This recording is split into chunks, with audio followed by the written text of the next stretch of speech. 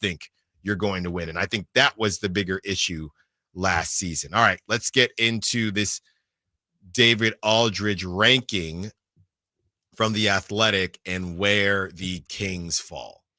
Yeah, David Aldridge has on The Athletic all week so far. He's released in chunks of 10 his best NBA off seasons so far, and I've been keeping track on it, and I just noticed past couple days, that's weird. The Kings weren't in I wasn't expecting them to be in the 30 through 21, but they weren't in the 20 through 11 either, and that's kind of what started to throw me off. And David Aldridge, this is what he says, is so if your team is ranked in the top 10 doesn't mean I love your team. If it's in the bottom 10 doesn't mean I hate your team.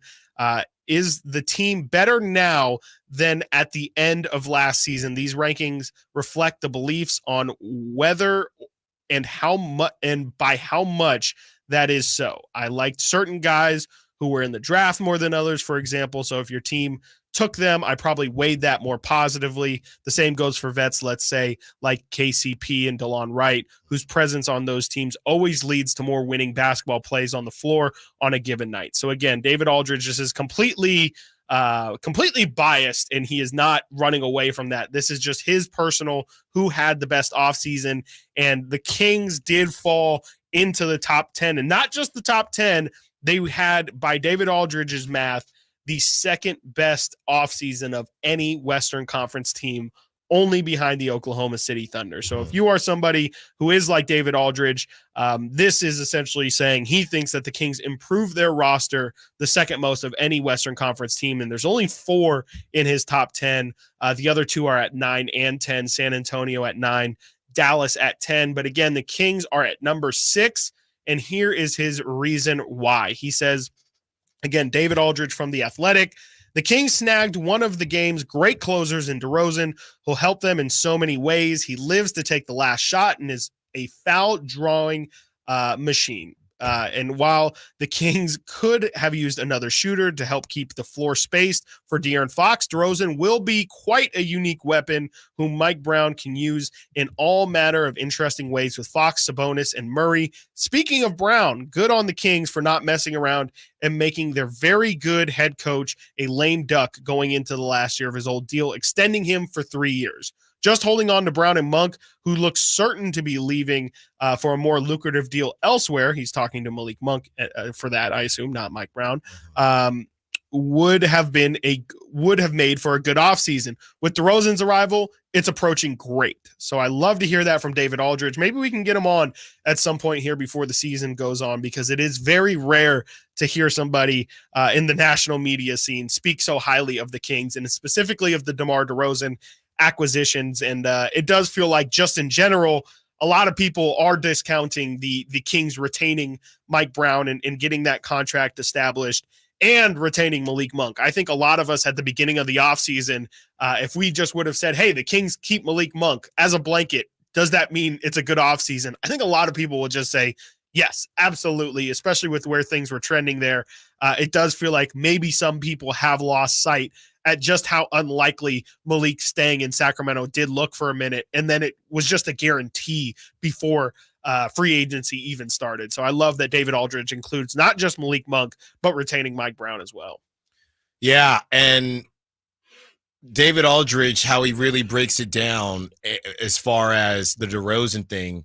It's so funny because it's got to be music to Kings fans' ears, because it was just that simple. It was just that simple to us. And you bring up the floor spacing and could have used another shooter, or how about just use a Kevin Huerter that can make shots, right? So and obviously you can go out and get people, but I think you have something that's going on in-house. That's why we talked about Kevin Huerter. But I think that's when you talk to Kings fans, it was just that simple. It was just that simple. You added a guy that wants to take the last shot, that scores more than Harrison Barnes, that is going to show up every single night. Anything else we're talking about is garbage. Yeah. There's nothing else to talk about in this situation. Yeah, I mean, it's almost like, let's just view this offseason as the Kings re-signed Malik Monk and then made a big trade, and they traded Harrison Barnes, Davion Mitchell, and Sasha Vezenkov for DeMar DeRozan. Yeah. And I think a lot of people would be happy with that. I mean, you get rid of, frankly, I mean, to speak frankly, you get rid of a guy that I think a lot of people wanted out the door. He obviously had spent great years here in Sacramento, but last season it was just a little bit tough to see where the impact was really felt from HB. So you get rid of him. You get rid of Davion Mitchell, who you had to make a decision on this coming off season with him entering the final year of his rookie deal. You would have had to make a decision on, okay, we've liked what we've seen from Davion. We haven't loved it. And do we sign him long-term to, potentially just kick the can down the line? No, they get rid of Davion. They kind of extend that decision a little bit further by swapping him for Devin Carter, who again isn't mentioned David Aldridge. I don't blame him at all, because Devin, a lot of people don't expect him to play at all this year. We can talk about that some other time, but I definitely think that there's no other way of looking at this offseason except for saying that the Kings improved. And I guess it's just a matter of how much you think they're improved. But I think for a lot of people who watched just about every game of the Kings last year, it's undeniable that they definitely got more talented. And I don't see why that wouldn't lead to this team being just overall better, where frankly, a lot of other Western Conference teams, you at least have to have questions about whether or not they can hold up with how much better the Western Conference is with some teams. Yeah, if you look around the other Western Conference teams that we talked about, everybody under the 3 seed that wanted to make a move, whether you are the Lakers, I guess the Clippers did make moves, but they Lakers got worse, though. The Clippers definitely they got worse. Yeah. I think Denver got worse too. I would say the top 2 are the OKC and Minnesota to me are the only 2 that definitely held their spot this offseason. Yeah. And Oklahoma City was on this list too at number 1. So yes. When you look at what the Kings did compared to some of the other teams that we're talking about, that second tier here, what else did any second tier teams do to get out of the second tier? The Lakers did nothing to get out of the second tier. Yeah. The Warriors did nothing. Nope. Well, I mean, they Kyle Anderson and a couple pieces. Maybe call it the third tier. Right. I don't think they even I think they got better, but I don't know if they got good enough to get out of the tier that they're in. I guess the only argument, and it's a little bit surprising he doesn't have this team, Chris, is the Pelicans.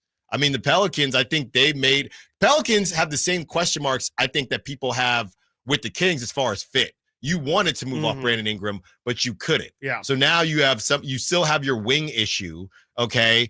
And you bring in DeJounte Murray, who also wants the ball, but at least the Pelicans, they did something, and Pelicans were 12th on his list. Pelicans were 12th. He has the Mavericks. So out of the teams in that second tier, and the Mavericks are in the second tier, even though they went to the finals, out of that second tier, who made the best moves?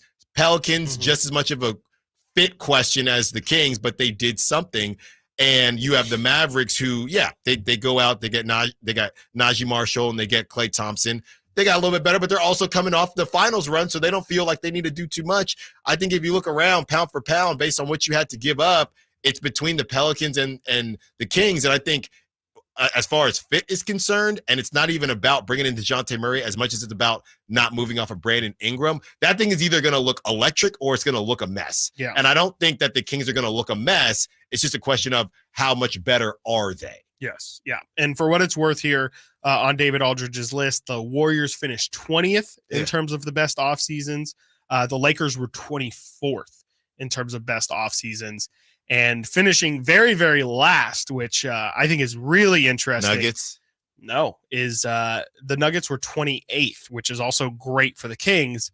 30th, the Memphis Grizzlies. See? And he's essentially saying they did nothing but add Zach Edey, which, you look at it, and that is pretty much the only move that they made. But of course, their moves would be, hey, we get Ja Morant, our best player, back. So I think that's the hope for them. Yeah, the Grizzlies were stuck in a similar situation to the Kings for different reasons coming off the Beam Team season.